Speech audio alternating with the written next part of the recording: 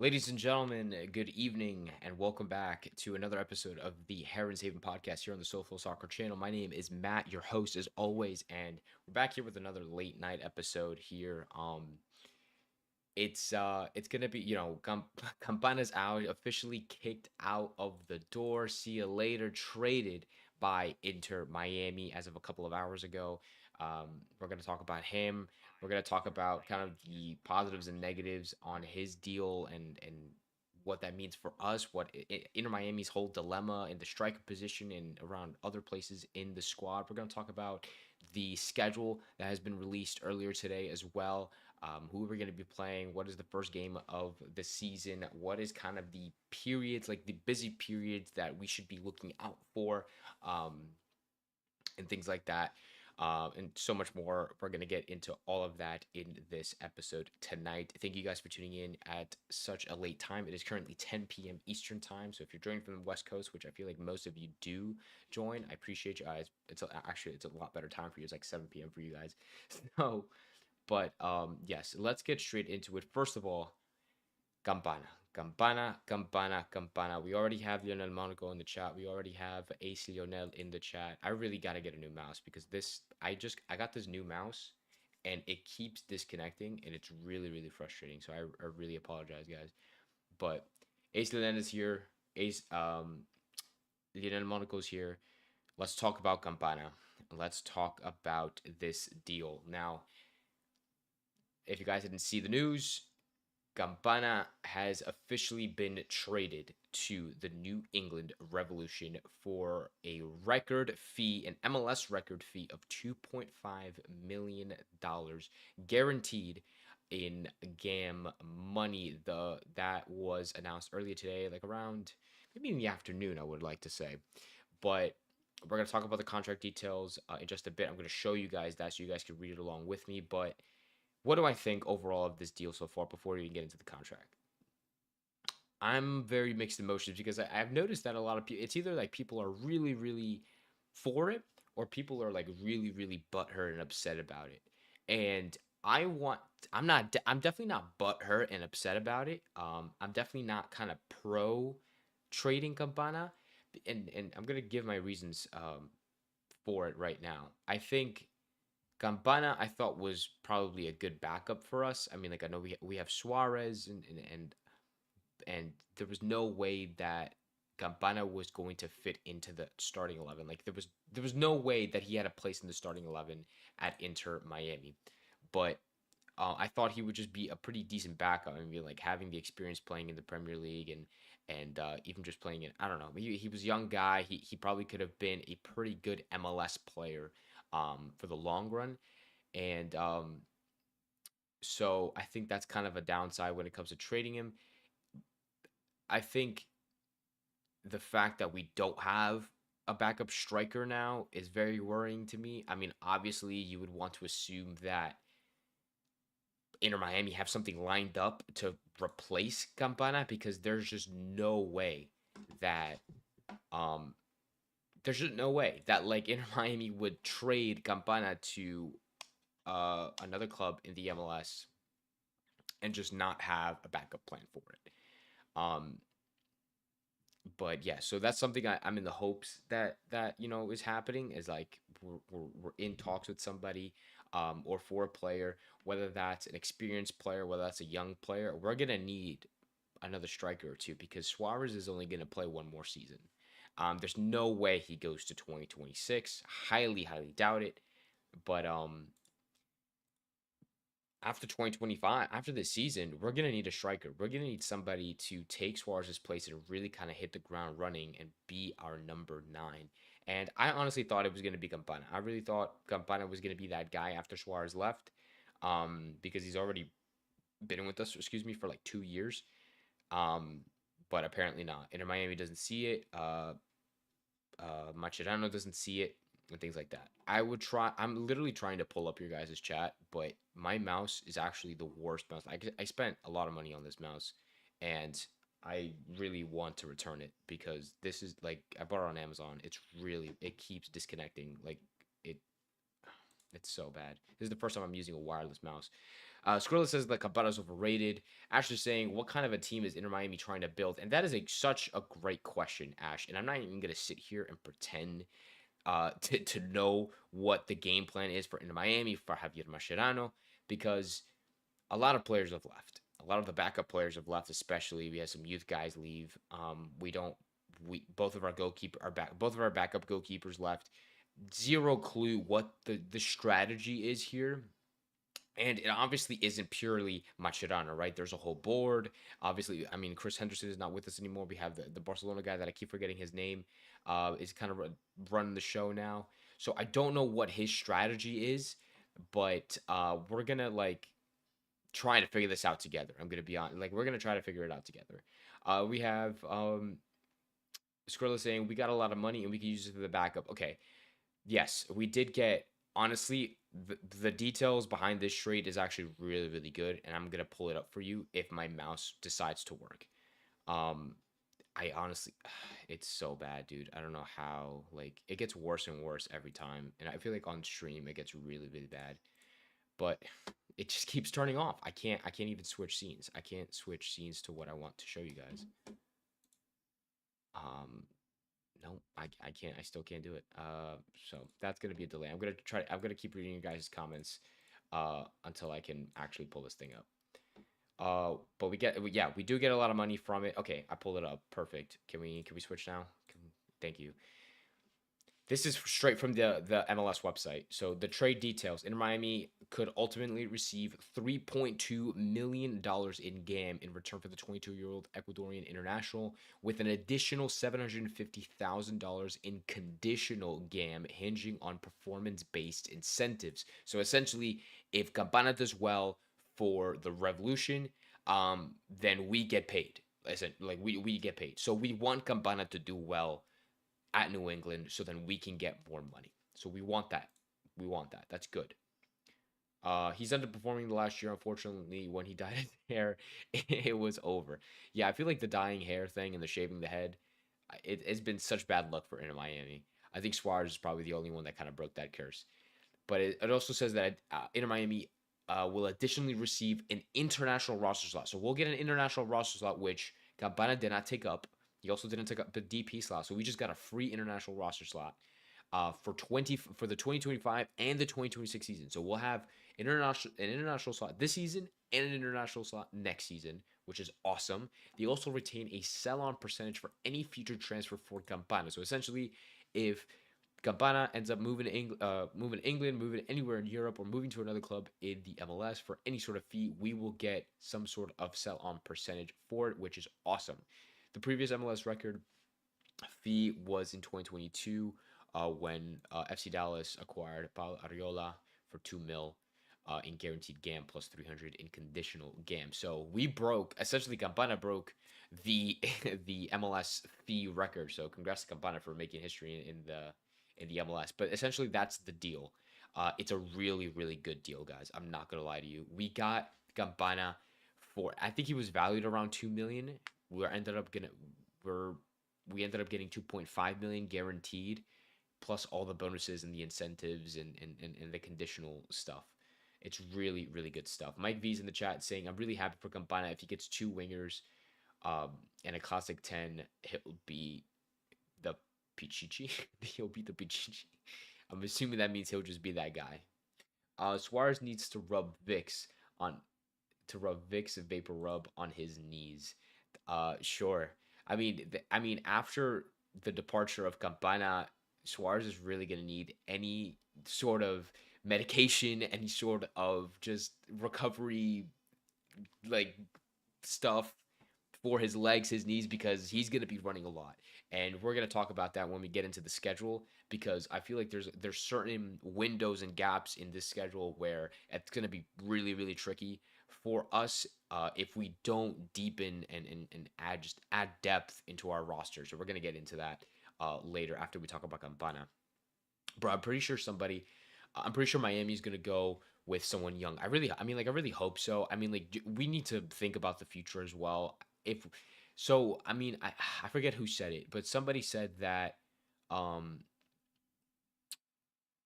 the player from River Borja, right? Um, Roja, something like that.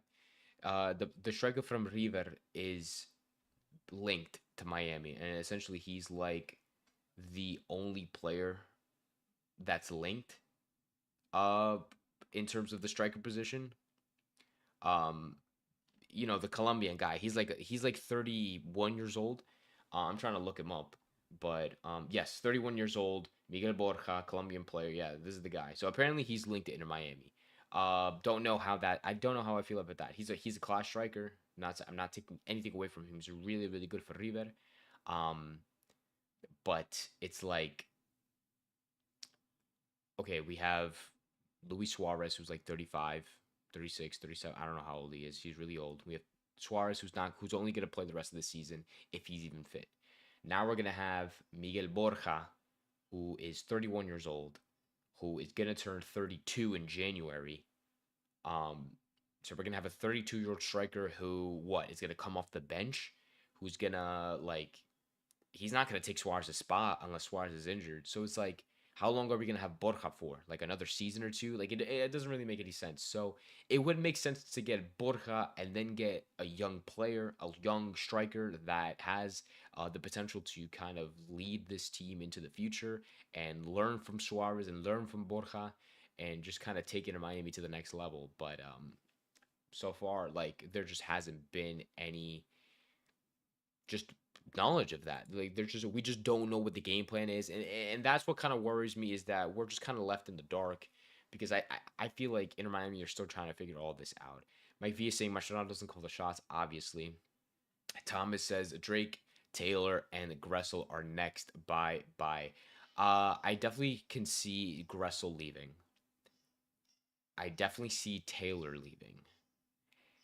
I don't know if I see Drake leaving because getting rid of all three of our goalkeepers just seems like bizarre to me. Because how are you going to get rid of Cole Jensen and Dos Santos, right? You're going to trade. Well, no, I think we just straight up. I think like Cole Jensen is just straight up a free agent right now.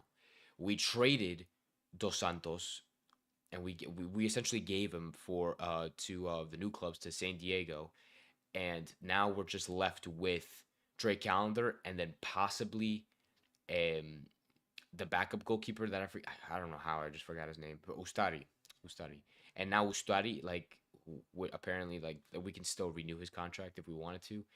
So that's why I think like it doesn't make sense for us to get rid of Drake because if we would have gotten rid of Drake, we would have done it already. You know what I'm saying? Like I feel like we could have traded him, we could have sold him. There's no way that nobody's interested in Drake Callender. I'm sure there is plenty of interest for Drake Callender as he was a really good goalkeeper last season, and even the season before. He's not a bad keeper at all. Um, who extended? Ace Leonard said, didn't Taylor just a contract? Well, I mean, what's his face?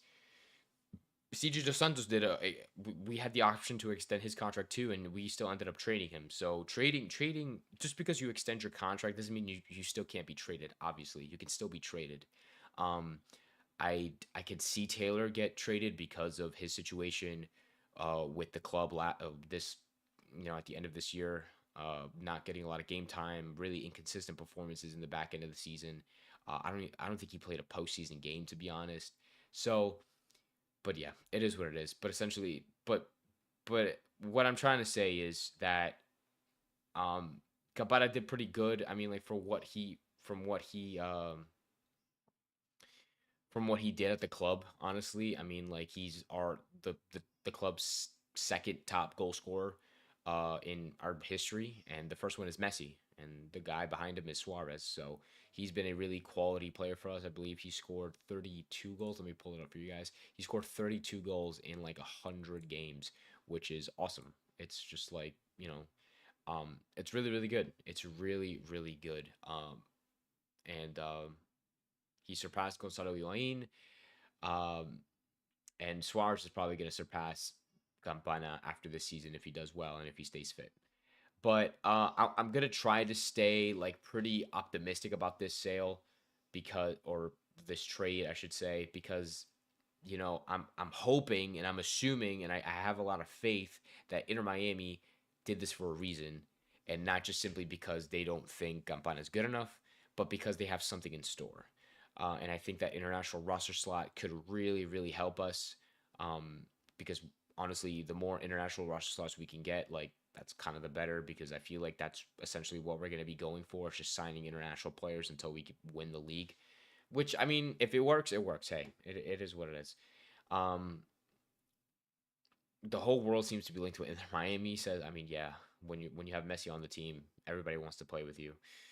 Noel Losada is better than Drake. I'm not saying he's not. I'm just saying that like it doesn't make any sense to just get rid. I mean, like I think it's crazy. I mean, like if he does it, then fair play, and if he pulls it off, fair play also. But it just makes no sense to me to get rid of all three of your keepers on your roster to then bring in a 31-year-old Losada, and now you're gonna have to bring in another backup goalkeeper.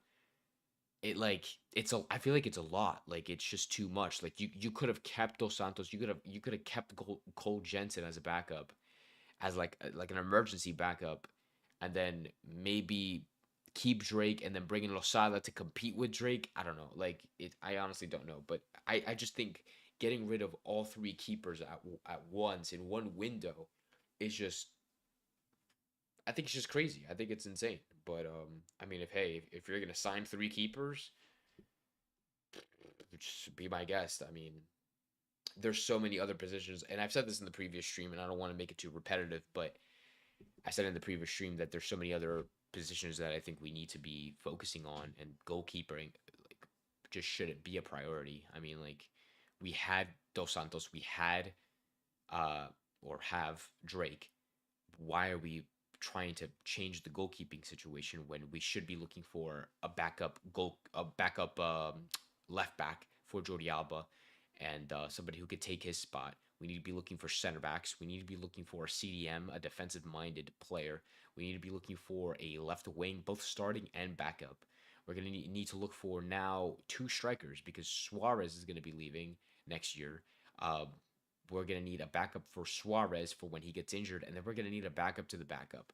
So it's like, and then we're going to need a backup for Messi. Like we need somebody to take Messi's spot when he's gone. They're probably not thinking that far ahead. I'm going to be honest, and if they're not, it kind of worries me. But I don't know.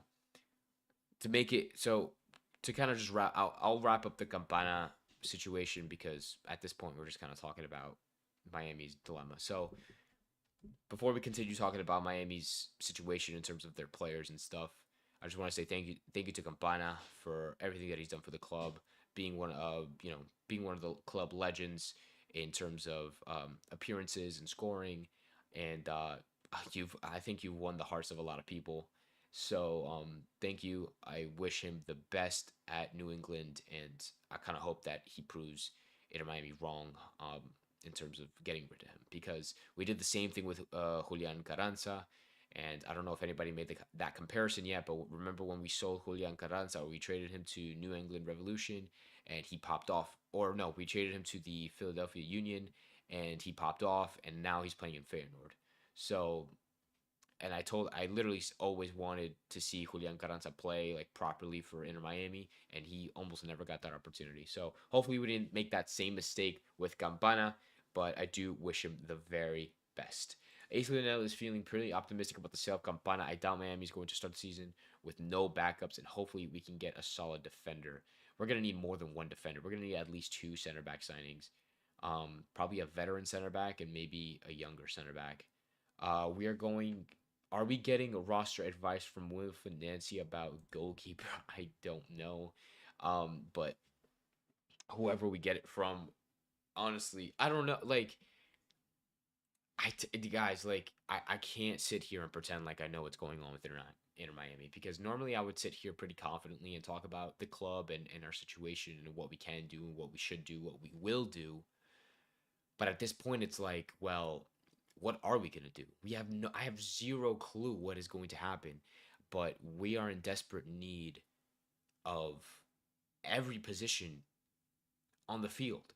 In terms, like we need depth. We don't have any depth. We have Chelo at right. Look, Ace is already saying it in the chat. We have Chelo at right back. We need a backup right back.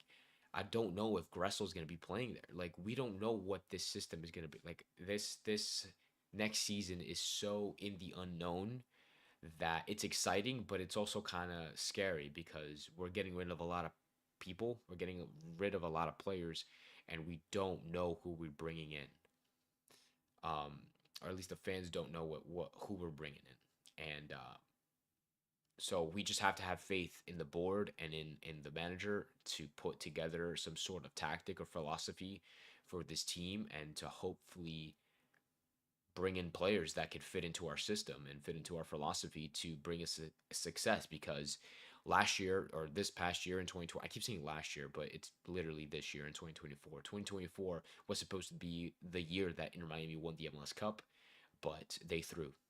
Um, and if we don't win next year, then I don't know what's going to happen because I feel like next year should be that year. Well, this 2024 should have been that year, but now with 2025, I don't know. I don't know how it's going to be because it's like we have a new manager. We have a manager that has never managed a club ever, and yeah, he can handle the pressure of being in these situations. But it's like I don't know. I'm not saying I don't have faith, but it's just like a weird situation to be in right now. I mean, we're like less than a month away from preseasons, and then the season starts in March and things like that. So it's just kind of all over the place. It's really frustrating to kind of be in this situation. So hopefully there will be more clarity after the holidays because now we're also kind of in that period too, right? Where everybody's on vacation. All the players are with their families. They're all traveling. They're home, whatever. Um, and then they'll probably come back after New Year. So it's probably going to be a lot of I don't know. Maybe I don't know. Maybe we won't be hearing a lot in between now and New Year's. We'll just have to see. But anyways, Ash says, has any other team had this much news in the offseason? Well, yeah, I think. Well, yeah, of course. I mean, there's a lot of transfers going on, and I could definitely talk about them. If my mouse decides to freaking work, I could show you too. And so it's like the biggest I think the biggest signing so far in the MLS. I can't, dude. I need a new mouse, guys. Guys, if you have mouse recommendations, I need them in the comments immediately because I just bought this mouse and I'm gonna return it. This has been really frustrating to use ever since I bought it. But the biggest signing for MLS has been Choupo-Moting is going to be moving to the Red Bulls, so from Bayern. So that's pretty huge for the Red Bulls. Um, there's been a lot of other there's a lot so when if you go to mlssoccer.com, they have something called the transfer tracker, and that's how I've been keeping up with transfers. It just tells you the latest transfers from each team. Maybe it's the battery. I really hope it's the battery because like the fact that this is not no, it can't be the battery because it's at 100%.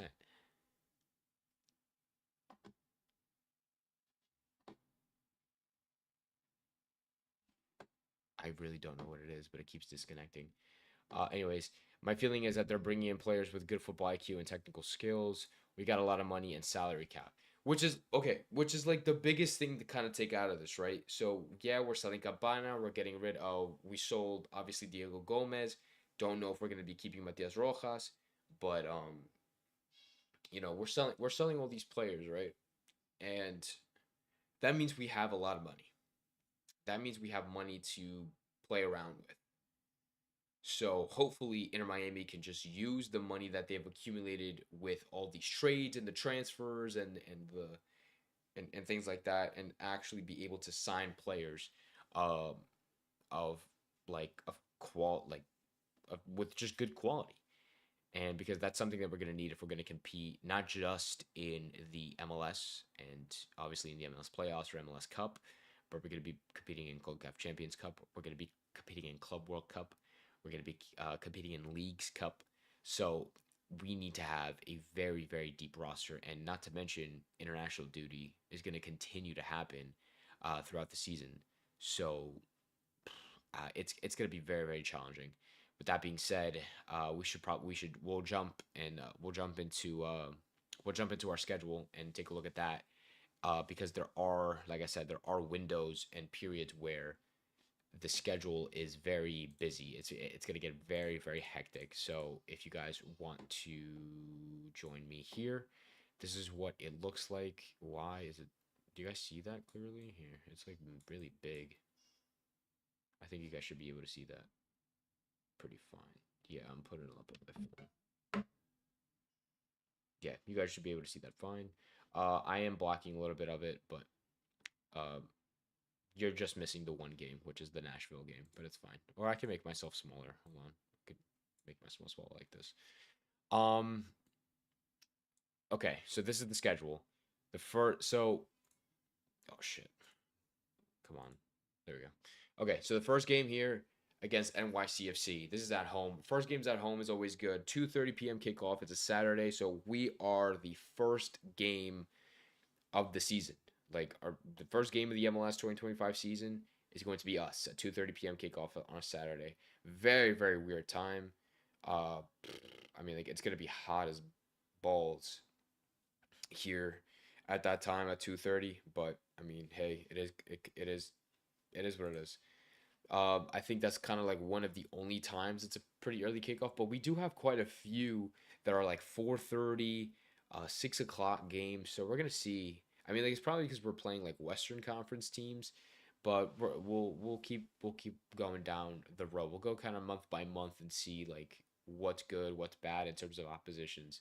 But we start off our season with NYCFC, which should be a very competitive game. You know, everybody here knows the history, but like with us and NYCFC, like for some reason we just can't seem to get a result out of them. They always seem to play just a lot better than us. We always seem to just fumble against them. So, but this time we play them at home. We're not going to be playing them at Yankee Stadium in like the most narrow, illegal pitch ever. So that's going to be good for us. It's going to be a challenging game. It's going to be a good way to open up the season. Next, we go straight into an away match more than a week later, like a week and a half later. Or let's just say a week later. Um, Against Houston, Western Conference team, 7 p.m. on a Sunday, which is very interesting. So that's going to be an interesting live to go. But yeah, that's gonna be a pretty good game. I think that's the only time we're playing Houston. Yes, that looks like it. Yes, it looks like that's the only time we're gonna be playing Houston. So that should be an interesting game on the road, 7 p.m. on a Sunday. It is what it is. We have how many games in March? 4 games. We have 4 games in March, two home, two away. So it divides it up pretty evenly. March 9th, we play Charlotte. It's gonna be a good game. It's a 5 p.m. game on a Sunday. Another game on a Sunday.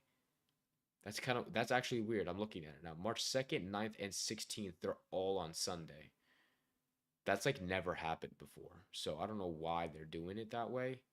Maybe they're trying to divide up the games a little more between Saturday and Sunday. Interesting. I mean, honestly, it's kind of better because for MLS fans, you kind of want to watch like you want to watch all the games, right? So you want to watch all the games, and MLS always just puts every game on Saturday. So the fact that they're dividing the games between Saturday and Sunday, I guess it's good, but I guess for us specifically, it's not the most ideal thing. I don't know how I feel about going to the field, like going to Chase Stadium on a Sunday at 5 p.m. That's gonna be really really annoying. Um, in terms of traffic and things like that. That's gonna really, really suck. Ah, yeah, no, I'm not looking forward to that at all. And I apologize. I know, like I've been talking for like 30 minutes now, but I apologize for my throat. I'm getting over a cold. Um, so I apologize how my voice and how I sound. So hopefully it's not really too disturbing. But anyway, Isluna says I wish Miami would travel to LA this season. That's coming up. I think we we we play LA. But I think we play them at home. Yeah, we play them on August 16th at home. So that sucks. Last season, did you not catch them last or this last season in 2024 when they were over there? Because that would have been like your time to go. But anyways, we play Atlanta at away, then we play Philly at home, 7:30 p.m. kickoff at that time. It's I don't know. This is kind of weird. Like the scheduling is really weird. It's 7 o'clock, 7:30, 5 o'clock, 4 o'clock, 2:30. It's very like just kind of all over the place. Before it was like every single time it would be like 7 o'clock. Maybe you get the occasional 8 p.m. game, but now it's like 7:30, 7, 4, 2. I don't know. It's kind of all over the place. So I don't know how I feel about that. Jumping into April, and then May, because May is going to be the biggest. But April, we have Chicago away, and then we have back to back aways. Chicago on the 13th, and then Columbus on the 19th. A couple of days apart. It should be a good amount of rest for the guys. Then we have April 26th, last game in April. It's against FC Dallas, another Western Conference team, 7:30 p.m. at home. That should be a decent game. Don't know if we ever played Dallas. I think we have, maybe one time. I genuinely have no idea off the top of my head. May is where it gets interesting. May and July. May and July are crazy, crazy months. And this summer is going to be insane, especially with the Club World Cup and things like that. This is what we're talking about. This is what we were talking about earlier, and it is the whole point why we discuss um, Inter Miami's roster availability, our depth, while we discuss rumors of people coming in, because it's gonna have to be ready for situations like this where we have the 3 months of summer completely booked with games. So if you start here, let me take a sip of water and then we're gonna jump to May. Oof, excuse me. May 3rd is the first game of the month, and it's at home, 7:30 p.m. Saturday kickoff against the New York Red Bulls with a team that has Choupo-Moting up top. That's going to be insane for us. This is going to be a crazy game. If the Red Bulls are going to be uh, just as competitive as they did in 2024, this is going to be a crazy, crazy game. Uh, with the addition of Choupo-Moting, and I'm sure they're bringing in more players, which I'm gonna have to do more research on. This it's we're gonna struggle if we don't actually bring in good defenders and good midfielders. We're going to struggle against the Red Bulls heavy, and it goes the same way with Columbus. I don't know how Dallas is, but when we play Columbus or even Philly, even Atlanta when we play them away, it's like it's going to those are tough games, and this is a really difficult opening like opening 2-3 months of the MLS season. But we open up May with the Red Bulls. Then we have two back-to-back away games. First against Minnesota United, and then both against Western Conference teams. I'm just realizing both against Western Conference teams. May 10th at 4:30 p.m. Again, weird time. Um, then May 14th, just only 3 days of rest or 2 days of rest, I guess, depending on how you look at it. A 10:30 p.m. kickoff against the San Jose uh, Earthquakes on Wednesday. It's a Wednesday game, midweek game at 10:30 p.m. That's terrible. Not only that, we then have to travel back to Chase Stadium here in Fort Lauderdale for a 7:30 p.m. kickoff on May 17th, just 3 days later, against Orlando City, our in-state rivals. That sucks. This sucks. That is a horrible week. 3 games in 1 week is awful. Um, it's really, really bad. It's really, really, really bad. 4 games in a week and a half, 3 games in a week. And not only that, like you have one of our biggest games of the season at home against Orlando. It's just 3 days after coming back from a flight from San Jose. That's not going to be good at all. That's going to really, really suck. Then we have to hit the road again for Philly. Then we come back for Montreal, and then we stay for 3 games, which is good. So that gives us a bit of a rest in terms of traveling. But that week, those first 2 weeks in May is going to be crazy in terms of traveling. Like you're literally going back and forth, back and forth, back and forth, which sucks. Um, for those of you who have like never traveled the way that a sports team travels, it sucks. It really, really sucks in terms of like, not that it sucks as like it's a terrible experience, but like you're tired. You're gonna be jet lagged. You're gonna be tired from flying, being on the plane and things like that. Like it's just not. You would rather just be in one spot.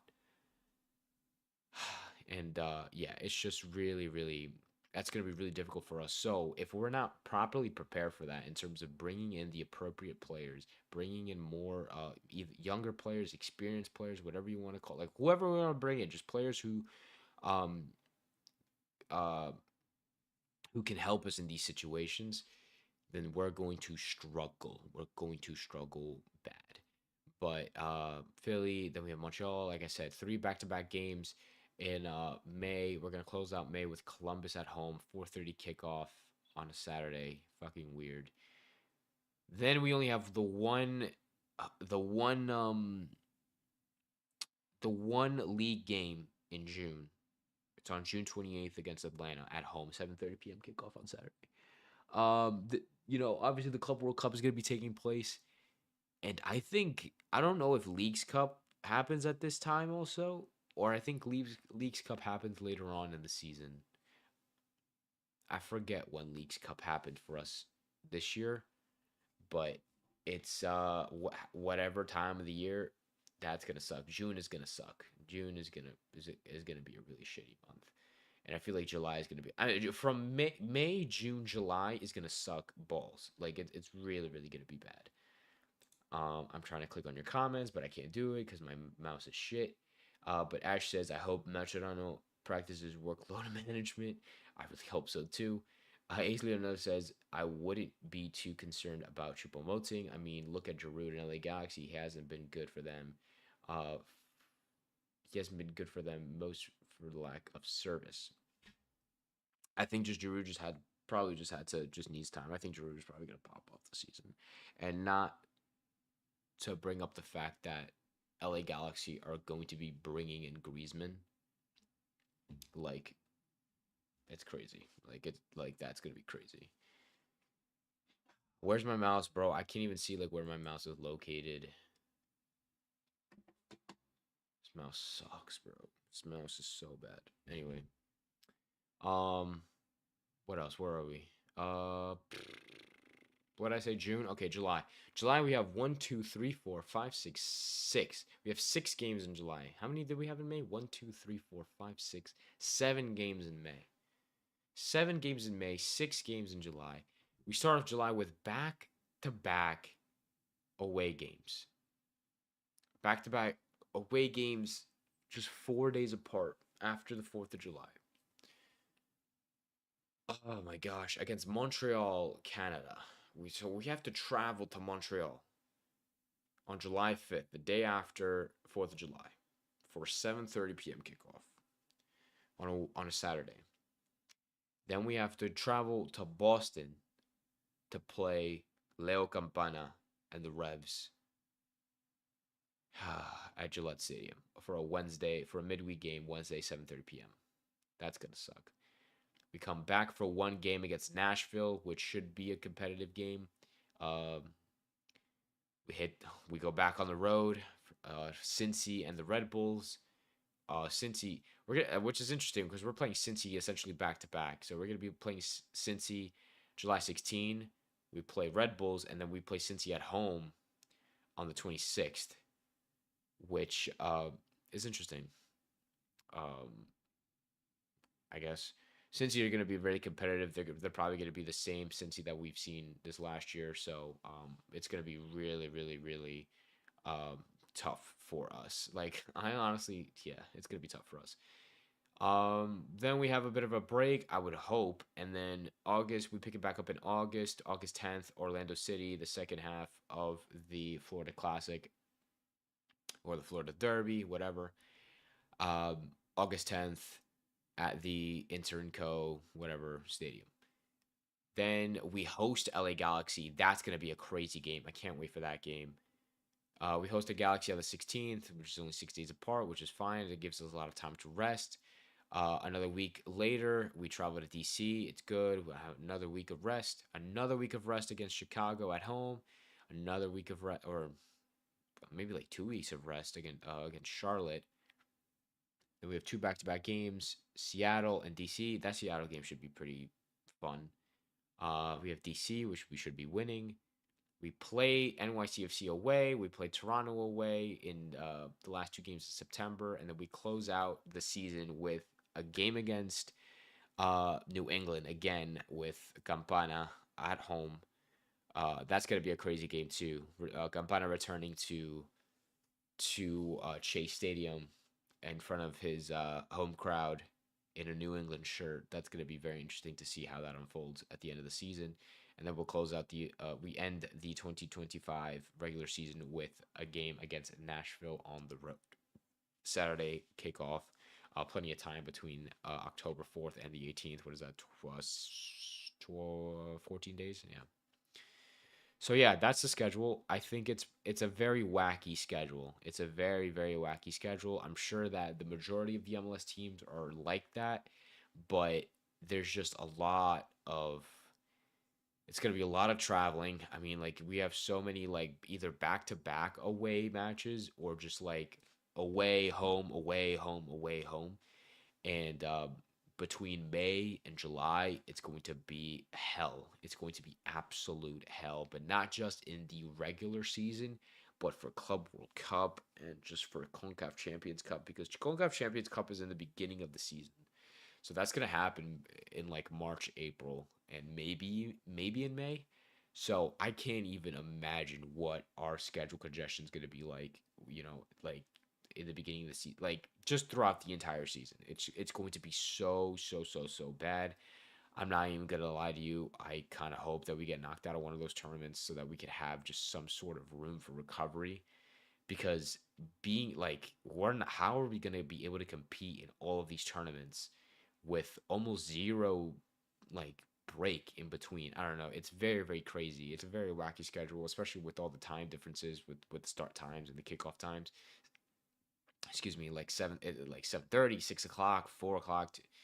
It's weird. I wish it was just kind of all 7 o'clock or all six. I don't know. I just wish it was like that. But anyways guys, yeah, pretty hectic schedule. I'm still looking forward to it. I'm obviously a season ticket member, so as you guys know, I've been a season ticket member since 2020. So I'm very looking forward to being back at Chase Stadium and being back for one last year. This is going to be most likely probably my last year as a season ticket member for Inter Miami because they will be moving to the new stadium by the airport, Miami Freedom Park, and Chase Stadium is only 20 minutes from me. So I'd rather go to drive 20 minutes to see Inter Miami play on a weekly basis or whatever, and instead of like an hour and a half to drive into Miami. So anyway, but I appreciate you guys for tuning in to this live stream, this episode of the Heron Saver podcast. I apologize again for my voice. Like I said, I'm recovering from a cold, but it's gonna be a very interesting 2025 season. I'm gonna try to keep you guys up to date, and I'm gonna try to go as live as much as I possibly can. Once we receive more updates and news in terms of players that we're gonna be bringing in, players that we possibly are gonna be letting go, if we can even let go more players. Um, we're gonna and things like that. So make sure you guys stay tuned for my posts. I will post and remind you guys when I go live, so you guys can tune in and give you guys your thoughts.